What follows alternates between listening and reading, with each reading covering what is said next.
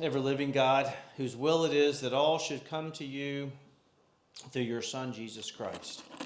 Inspire our witness to him, that all may know the power of his forgiveness and the hope of his resurrection, who lives and reigns with you in the Holy Spirit, one God, now and forever.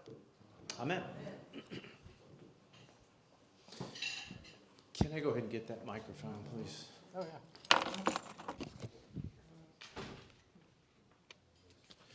Well, good morning. It's good to see you all. What I wanted to talk about today is something that collectively we have talked some about before. And it's something that I think that most of us are aware of in one way or another, either here or what we hear about or read about in other churches and in the church as a whole. Not only in the United States, but also in other places.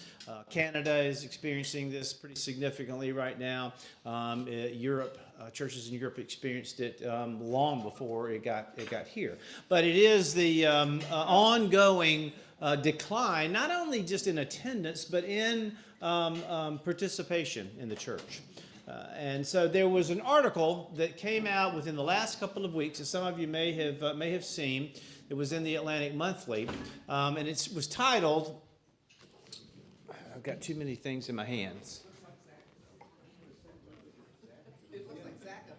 It was titled, it does look like Zach, doesn't it? I didn't think about that. It was titled, The True Cost of the Churchgoing Bust. The True Cost of the Churchgoing Bust. And then underneath, it was written by someone named Derek Thompson.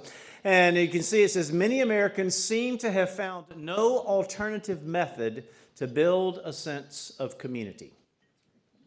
So I want to start by asking you all a question and getting you to respond, hopefully, in some way. Why are you here? Why are you here?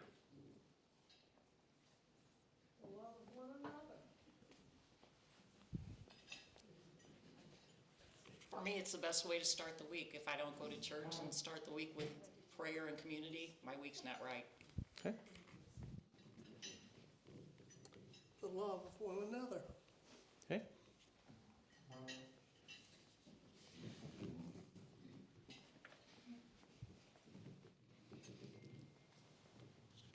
Community. Say that a little bit louder, Kathy. Community. Okay. Community, but also the music. And Say that louder, because he's right back the there. Music. But which actually helps form community, and another, it's just this moment in my week when I have some transcendence from my regular life. Okay.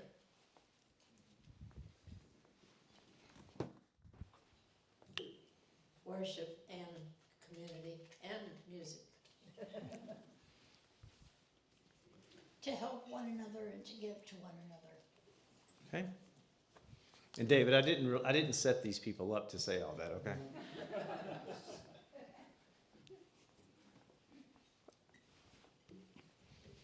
The church is the main through line, and my faith is the main through line of my life. So I may have lived in many places, but the common thread is this worship experience and the bacon. And the bacon. Sorry, David. You got trumped on that one by bacon. I don't know how you compete with bacon, though, right? All right. Well, thank you for those thoughts and comments. So, some of you may be familiar with, and you may have. I know you all don't remember everything that I talk about, but you may have heard me talk about this before because I have talked about it before. But this trend that we're seeing now in the church and in our society and in our culture is not something that just started. In other words, this lack of participation, this lack of community, this deficit in the ways that people now come together is something that has been going on and building for some period of time. Are any of you familiar with the book Bowling Alone? So this was written late 80s, early 90s. was written by, his last name is Putnam, I believe. And the title of the book is Bowling Alone. And it's a fairly lengthy book, but his premise is that he starts by comparing it to how there was a period of time, especially in the 1950s, 60s, 70s, when bowling leagues were a big deal. And a lot of people participated and came together to participate in bowling and how that built community. And so he talks about that uses that as one example to show how over a period of time, over a period of number of years, that began to diminish, along with participation in other things, civic organizations, Rotary, Lions Club, things like that. And again, goes on to point out the research that he has done that basically shows how people had begun to disengage from others. And to become even more self-centered, which is, I think we all know, is a trait of those of us who are from this part of the world. As Americans, we tend to be very individualistic. We tend to focus on what's best for me, for my family.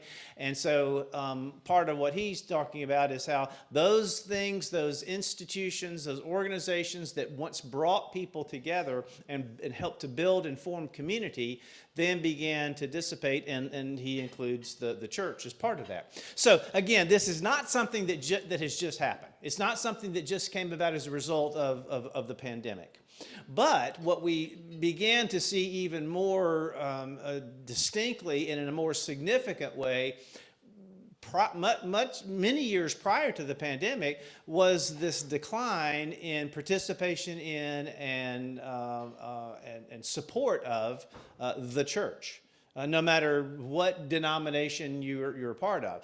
Now, sometimes, as we've talked about some before, that gets a little bit fuzzy because what we often hear about, because they do a really good job and they spend a lot of money in promoting what they do, is we tend to hear a lot about mega churches. And so we see these places where there may be 1,000 people on a Sunday in that one church and in that one place. And so we lose some sense of perception that that's not the norm.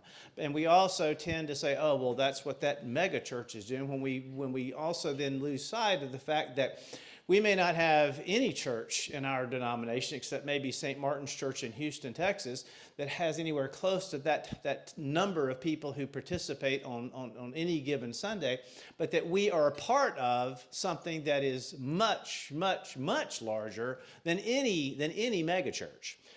Because we are Episcopalians, which makes us part of the Diocese of Missouri, the National Episcopal Church, the Worldwide Anglican Communion, which is the third largest body of Christians in the world. So we tend to kind of lose perspective on that sometimes, but my point is that what we sometimes see and hear about is not necessarily the reality of the church as a whole. And what we also know, and what you've heard not only from me, but if you participated in any of our congregational gatherings that led to the work that we're now doing in implementing a vision and some strategy and vision for our church, what you also heard from our consultant is that everybody, don't care whether you're an Episcopalian, a Methodist, a Roman Catholic, a Presbyterian, a Lutheran, doesn't matter. Everybody is experiencing and seeing a decline, not only in attendance, but also in support for the church. And in many cases, certainly there are places, many places where churches are being closed. And I don't remember the exact number of churches that are closing now on a weekly and monthly and yearly basis, but it is, in some cases, it's staggering. It is staggering. So this article then talks about what he labels again as the true cost of the church-going bust. And the focus is largely on the fact that as people have stopped going to church in either with the same frequency or have left the church altogether, that there is no alternative. And so the thing that many of you mentioned a moment ago, the creation of community, that takes place in the church and that takes place, as you'll see in some of what he suggests, in a very unique way in the church, there is not an alternative to that. And it's making this hyper-individualism become even more pronounced, but it's also, and this is not part of what he necessarily says, but what we also know is it's also contributing to loneliness, to depression, and to people struggling to find a place where they can connect with other people in meaningful and significant ways. So, as he points out, many of us have not found that place as they've left the church, or have not only left, in some cases, left the church, but have left the faith altogether. It's not as if they've said, okay, well, I used to be over here, kumbaya, huggy, clappy, we love Jesus, but now I decided I'm going to go over here to something different. That's not what happened. When they went from here, they didn't go there. They just left. They're just done. And I thought this was interesting. He refers to religion as a retaining wall to hold back the destabilizing pressure of our hyper-individualism. That his point being that's what religion, and he's not necessarily just focusing on Christianity in this article. He's also referring to religion in general. But one of the things that he's saying that being a person of faith does is to help us to recognize that there is something more than me, that I am not the center of the universe, and that's what we have lost. These are some statistics that he actually cites, and I just dug a little bit deeper in this Public Religion Institute that has done some surveys and some studies on what's going on. And what they're now seeing is, I believe this was last year, 2023, so about as current as you can get, that more than 1/4 of us, 1/4 of Americans now identify as atheists, agnostics, or religiously unaffiliated. That's a big number. 1/4 of the people in this. So you just think about, if you go into the grocery store and you're wearing a cross because you're a Christian and it means something to you, there are however many people, and I'm not very good at math, that you're going to pass that may look at you like, whatever. That's a pretty piece of jewelry. 1/4 of us now identify as atheists, agnostics, or religiously unaffiliated. And in the last decade, the number of atheists and agnostics has doubled. Doubled. Now, part of me as a priest wants to say, well, shame on us. Shame on us. Because if we have not been more assertive, and apparently we have not been, in proclaiming what we believe and inviting and encouraging others to understand more about what it is that we say that we believe, then we have failed. We as a church have failed. So if people are saying, well, I used to stand up and be able to recite the Nicene Creed because I believed it, but now I can't. And I had this conversation with somebody actually within the last year who was telling me that they reached a point where they used to stand up and be able to recite the Nicene Creed, and then one day they realized, what? They weren't sure that they believed most of what was in it, and have begun to identify as, I'm not sure if it was agnostic or atheist. So again, I think part of it becomes our responsibility to be able to hold up in front of the world and those that we interact with what we say that we believe. So just to kind of put things in perspective, that's what we're looking at and that's what we're dealing with right now.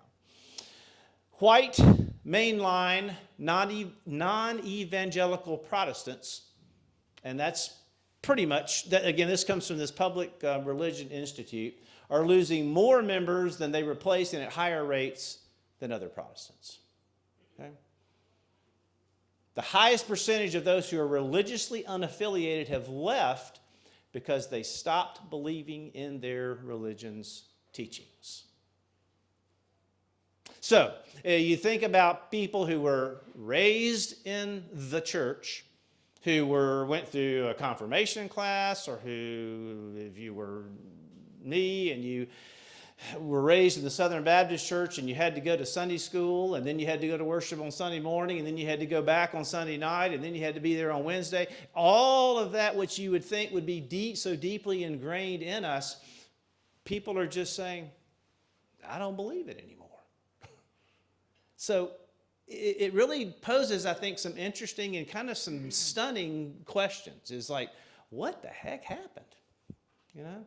What is it that has caused so many people to say that which grounded me, that which I have professed to believe in, that which I gave my life to in some way, that which I have talked about, studied about, read about, I was married in the church, my mother was buried in it, whatever, that now I just don't believe that anymore.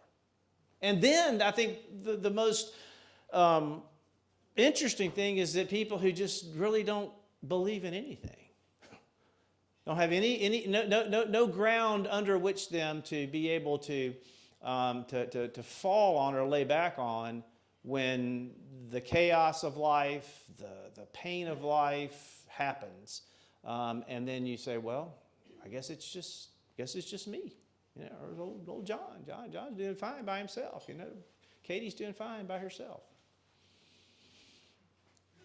And the vast majority, what we also see is the vast majority of those who are now religiously unaffiliated are content to stay that way. Now that's a little bit different from than what some of the research shows about those in younger generations. Now this is probably reflects. I don't remember. I don't know whether the data supported or showed what age groups this is predominantly. But what we see in some of the younger generations is actually a desire to learn, a desire to know, a desire to find meaning in life, a desire to connect with in some way that provides them with a sense of being more than just themselves. But those who are now say, well, I'm just done. I am not affiliated with any church, any mosque, any synagogue, anything, are just fine. More Americans today have converted out of religion than have converted to any faith tradition. Christianity, Islam, Judaism, combined. More people have left their faith tradition than have converted into it. 40 million people, 1 in 8, stopped going to church in the past 25 years. Now this is what I was talking about earlier. Now what happened is that we tended to blame everything on the pandemic. Okay? Because what we know, and we knew that here, we saw that everywhere, is that there was that point, remember, where all of a sudden you were coming to church one day, and I don't know what happened here, but I know that I had to send a letter out to the people of my parish at the time saying, guess what? We can't come together anymore right now. And I had to stand in front of one of those and preach, and we celebrated the Eucharist with the cameras, and it was awful. It was awful. And so we know that then after that, as we kind of slowly move back into things, we tended to say, okay, well, you know, we went through a pandemic, and people had stopped coming to church or couldn't come to church, and then in some places they were able to come back in different ways and at different times. And our diocese was one that was a little more restrictive than other places. There was still a lot going on in St. Louis and in Missouri. And so we tended to say, okay, well, that's the reason why people don't come to church as much as they used to. Well, some of that's true. But what we know is that ship was already sailing. It was already way out in the ocean. And the pandemic just kind of helped push it along a lot farther than it had been up until that point. Because again, back to bowling alone, we already were seeing that trend. We were already seeing the fact that Christianity, if we're just talking about Christianity, that Christianity was already beginning to feel the impact of that. Churches were closing long before the pandemic. There were already situations where there were empty churches and there were people who were not showing up. And then again, the pandemic just pushed that along. And so, what I've seen and learned over the years is that dioceses and bishops and priests and people, we don't like to close churches. We don't like, no bishop likes to go in and say, okay, to the 10 people who show up every Sunday morning in some little church somewhere, and that's been the pattern for the last 25 years. No bishop likes to go in and say, you're done. And so what's happened is that we just continue to have places and churches that quite frankly should have closed, where there is not enough fun, there are not enough funds, there's not enough vitality, there's not enough energy left for that church to continue to be a church. So what we're now seeing, what the pandemic did was kind of push that along a little bit. We all have seen what's happened here in St. Louis with the Roman Catholic Archdiocese, where they have closed a number of churches, a number of schools. In our diocese, in the Diocese of Missouri, we merged two churches that by themselves were no longer viable and no longer able to support themselves. We merged that into Good Shepherd and is that Town and Country or DePere? I don't know where it was. Town and Country, and then St. Luke's, which I don't know where it was. We merged those two churches, and it's now the same. What was Good Shepherd is now Hope Episcopal Church in Town and Country. So we've begun that process, and we've also required in our diocese there was a program called Requiem or Renaissance, where churches that were at a certain level were required to go through a formalized program where they collectively were asked to come to a decision about whether or not they would need to close the Requiem part, or whether there was an opportunity for them to go forward in some way and in a different way that would make them vibrant and vital. So, again, 40 million people, 1 in 8 Americans stopped going to church in the past 25 years, and that number is continuing to rise.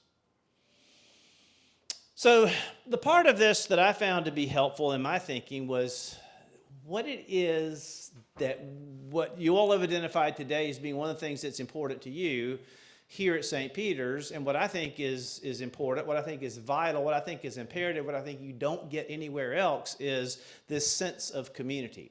And so part of what he points to in this article is how organized religion, not just Christianity, provided things that have helped us that those who've left are now not getting. A connection to the divine, a connection to the Holy One. So if I'm just on my own, if I'm just trying to do it myself, I don't think that's real good, right?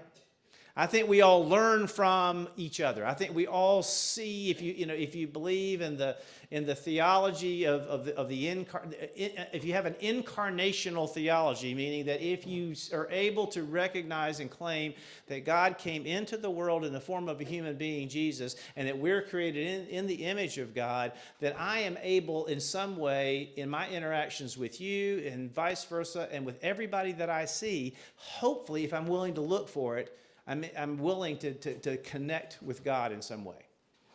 Even that person that I can't stand, that person has been created in the image of God. So we've lost that connection to the divine. We've lost our narrative of identity. The historical narrative of identity is lost when you're not part of a community of faith in some way. We've lost a set of we've lost our rituals, our set of rituals. I mean, we are, you all know we're very ritualistic in the Episcopal Church, right? We have a prescribed way of worshiping. We have a prescribed way of doing a number of things. And when you're no longer part of a faith community, you've lost those rituals. I mean, sometimes the criticism of the way we worship, or Roman Catholic worship, or Lutheran worship is that, well, you all just say the same thing over and over again. You just, blessed be God, Father, Son, and Holy Spirit, and blessed be God's kingdom, now and forever. You all say that every Sunday. Can't you be creative? Well, but it's the ritualistic part of that that becomes ingrained within us. And saying that and doing that together is important. And then we've also lost a community of families.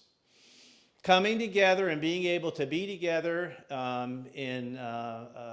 with people of various ages, and with, the little one who had, 8 pieces of bacon on his plate a while ago, sitting back there between his grandparents and being able to connect in some way. See, last Sunday we baptized three children at the 10:30 service. Being able to experience what it means to be part of and connected to a community of families of multi-generations. That's one of the things that organized religion, that's one of the things that the church does and provides for us. What we've seen is that young people who are fleeing religion faster than older Americans have seen the largest decline in socializing. Young people who are fleeing religion faster than older Americans have seen the largest decline in socializing. Low-income and unmarried men have more alone time than almost any other group. Again, this is just some statistics as they did these studies, that those in that particular demographic, low-income and unmarried men, have more time alone. All this is contributing to, again, to that what has been labeled by some as being a epidemic of loneliness. We know that there are a vast number of people who spend a vast amount of their time alone. And part of what has contributed to that is that they have disengaged from community. They've disengaged from their faith tradition. And then the question that he asks is, did the decline of religion cut some people off from civic engagement, or is religion just one part of a broader retreat from associations and memberships in America? And I take that back to the bowling alone. Okay? Because what we see is that connection is that it all runs together. I've been a member of Rotary for, a long time. And I have seen over the years the decline in participation, especially among younger people. Now, I'm a member of the St. Louis Rotary Club, and we're doing a pretty good job of recruiting people that are of a different generation. But if you go to a Rotary Club or a Lions Club or a Kiwanis Club, what you will often see are just a bunch of older people. That there's not that attraction to upcoming generations, and that's mirrored then sometimes in the church. And it may not always look like it, but if you were here at the 10:30 service last Sunday, you saw a bunch of young people. You saw a bunch of people with children. We're fortunate. Now, we don't have as many of those. We have not gotten as many of those back after the pandemic as we hope to at some point. And we still know that that's one of the groups of people that have been slower to come back to church. But there are other factors that go into that as well. That's part of what's been going on for the last 25 years. I mean, how often have you heard maybe your children say, "Oh gosh, I can't believe I got to go to another swim meet this Sunday. Can't believe I got to take my child to Kansas City for a soccer tournament." Well, that's the reality. But also, it also has become a reality that nobody really seems to say, "Okay, we're done with this. We don't want to do this. We don't want to do this way anymore." But then you have a whole bunch of people who, if they weren't doing that, they wouldn't be here. So you see, it's that kind of twixt and tween. Religiously unaffiliated Americans are less likely to volunteer, less likely to feel satisfied with their community and social life, and more likely to say they feel lonely. So we know that there are a lot of people who, when we see this lack of satisfaction with community and with our national life on a regular basis, don't we? There seems to be so much contentiousness. I don't even know if that's the right word or not, but so much division, so many people who just are always upset about and are complaining and moaning about something. And many people, having lost I like this term, lost the scaffolding of organized religion, have found no alternative method to build a sense of community. So again, when I left here, it's not like I came over here. I'm just kind of here, right? I left that, but I hadn't come over here. It's not like, and that term scaffolding, I think we all know the scaffolding is something that provides support. As churches were depopulated, Americans developed a new relationship with a technology that is the diabolical opposite of religious ritual, the smartphone. And his point is that has contributed to this hyper sense of individualism and also to being distanced and being out of touch with others. Developed a new relationship with technology that is the diabolical opposite of a religious ritual. So his point being is that you cannot get from your smartphone what you get by being in community. You cannot get that sense of ritual. We don't do it right now because it's the Easter season and we tend to just relax a little bit with the confession of sin. But if you think about one of the most powerful things that we do together that you're never going to do anywhere else that I know of is that we fall down on our knees together and we ask God to forgive us of our sins, and then people like me pronounce an absolution. Where else does that happen?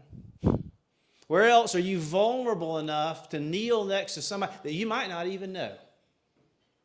And somebody that you might not even want to be next to in some places, and confess your sins, and then move on. So what the point here being that when many of us are on them a lot because it's a way of communication, it's a way of work, it's a way we manage our calendars, et cetera, et cetera.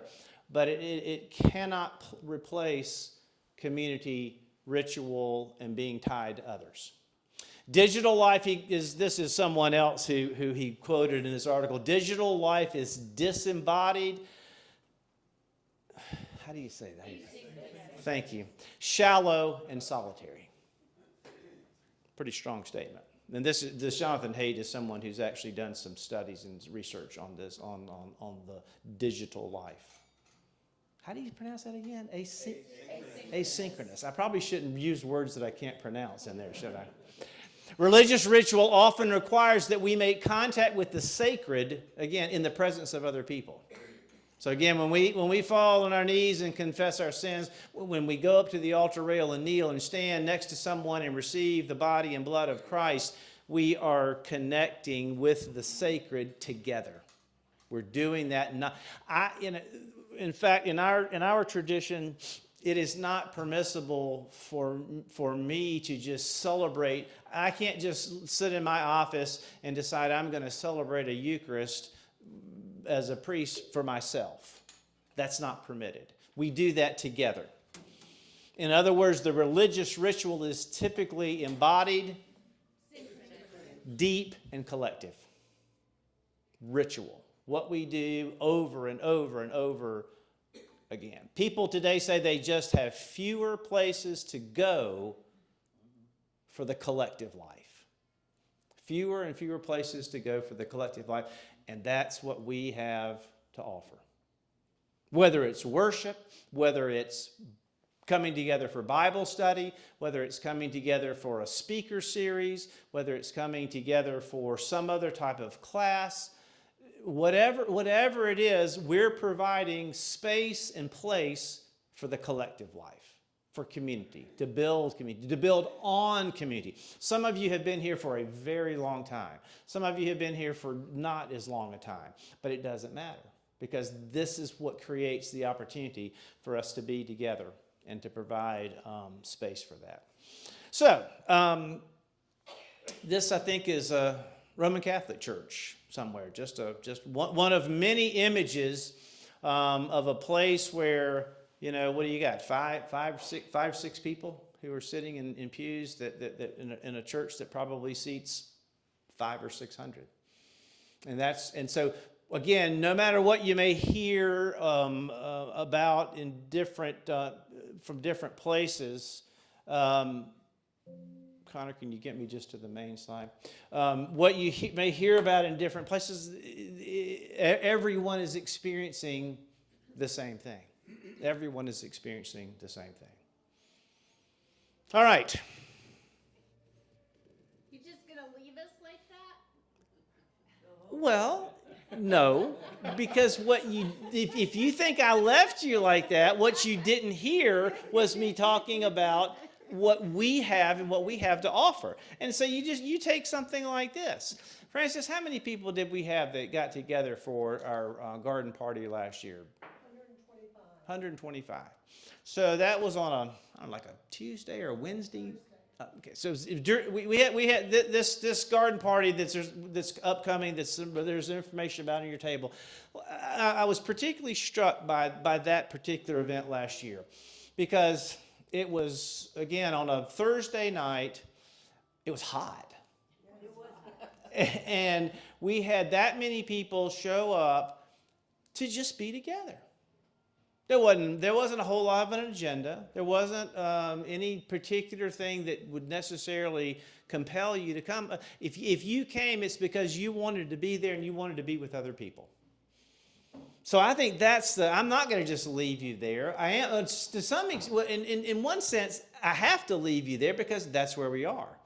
But what I also want to say is that I think that what I see here goes somewhat against the grain of this, and I think we're fortunate, and but we also need to continue to be aware of what's going on around us as we have conversations with and engage with other people who we're in a situation where you might say, well, I'm a member of St. Peter's Church. You may very well have somebody say, well, why do you go to church? What's the point? You know, because many of us still live in that world or that thinking that, well, doesn't everybody do that? You know? But what we know is no. So I think I had a professor in seminary. He used to say to us that if you can't read, you can't lead.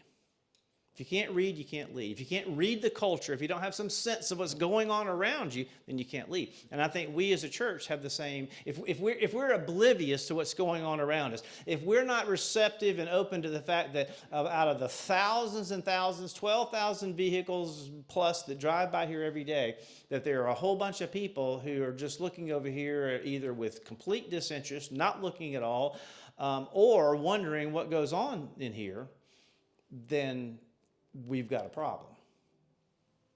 I need to make a correction. One of my vulnerabilities is I hate to give people wrong information. So my dumb phone tells me that Bowling Alone was published in 2000. I was working on a research team for Lilly Endowment in Pew in the late 80s, and that's why I think of that knowledge is coming from then. And I'm not sure that wasn't a second edition. Because you're right. Because I think he revised it, but I think you were right earlier. I think it was written earlier than that. I just wanted to, our children and families, all ages welcome at the garden party. Certainly guests are welcome. Wonderful, wonderful. Can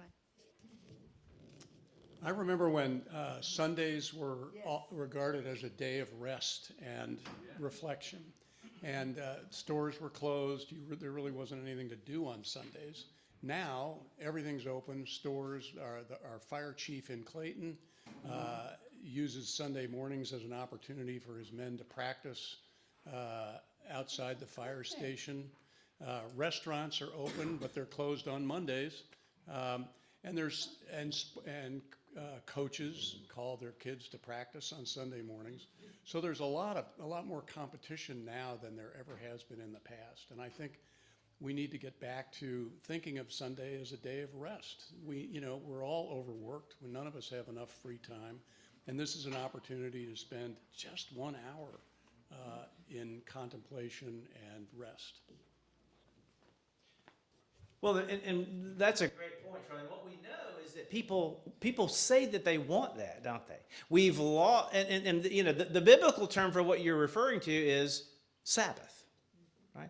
I mean, you remember what God said to Moses was There is a day that you should set aside and keep as a holy day, and that day should be a day of rest. On this day, you should not work, you should not do da da da da da. And Jesus was, sometimes getting in trouble for doing those kind of things and for healing somebody.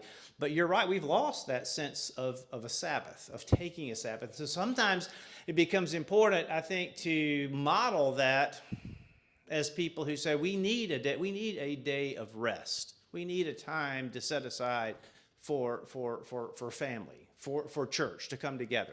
But you're right, we have lost that. I guess I'm more worried because the children are not having the advantages we have of having this day. They're all at games. And is there no way we can lobby to at least have a Sunday morning free for kids? I think part of what we're going to have to get to is recognizing that there's only so much that we're able to control, and we have to find a way to meet them where they are. And so if it's not 10:30 on Sunday morning, is there another opportunity for that? Particularly for the children. Exactly. Right. Because I was raised. Right. I just wanted to say thank you for having an alternative way of coming to a service.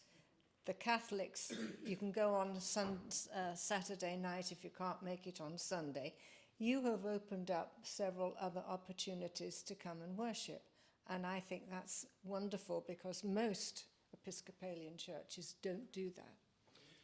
Well, I appreciate you saying that. One of the things that we have found with the 5 o'clock service that went on for about a year was that even that did not necessarily pull in those that I had thought that it might.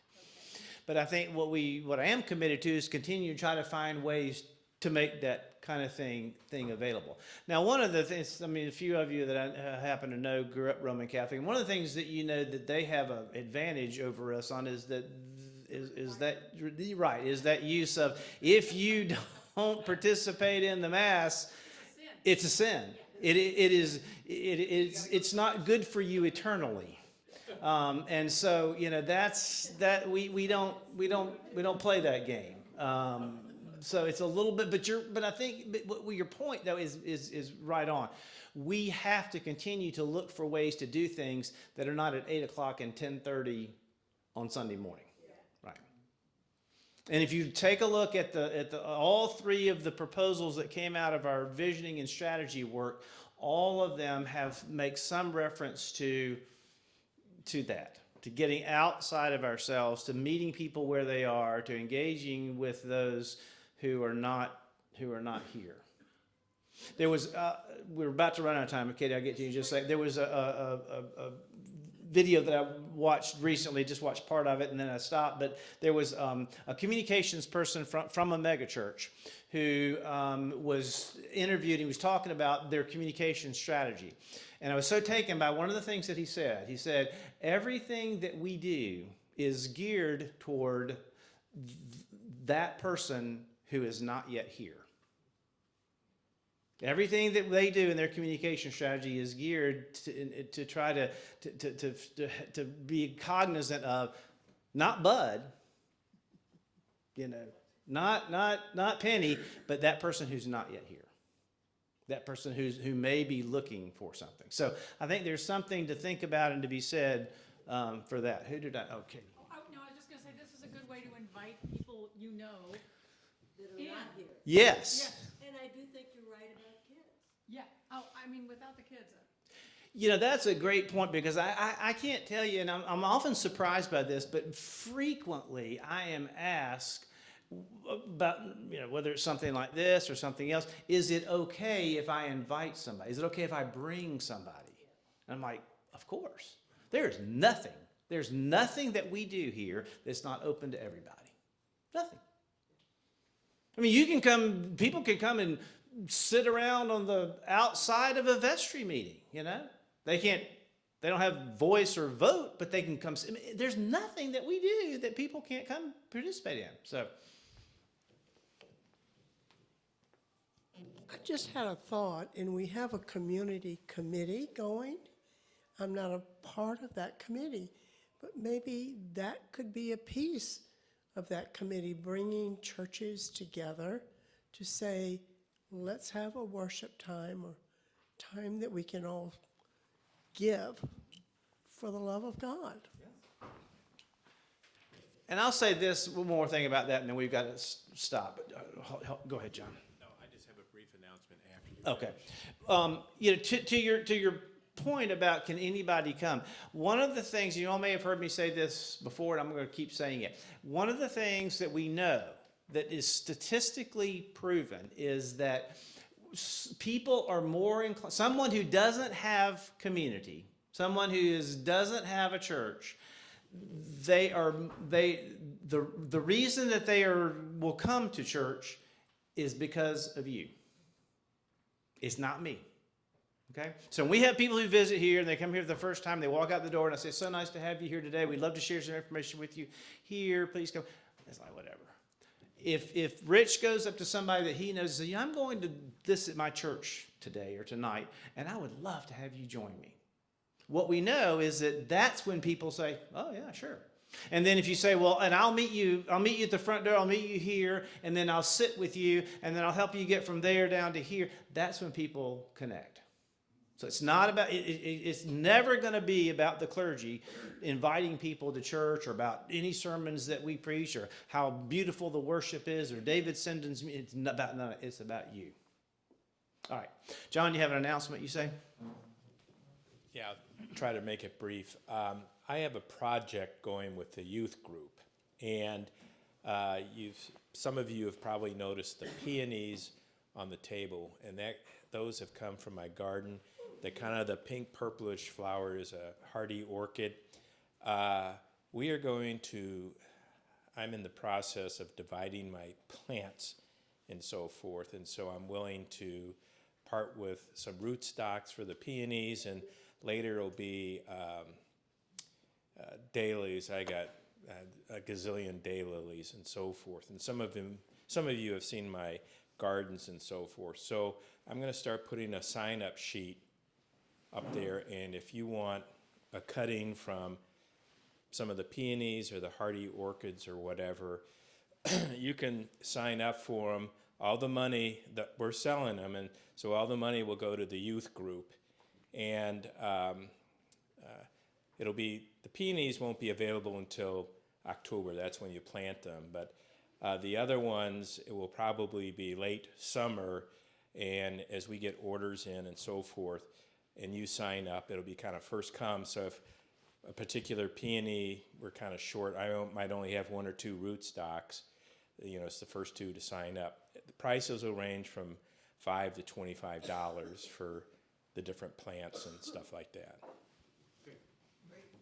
Thank you, John. Again, this article was in the Atlantic Monthly. If you want to read more of it or go more in depth and don't have a subscription, if you'll reach out to me, I'm happy to share it with you. Thank you all. God bless you.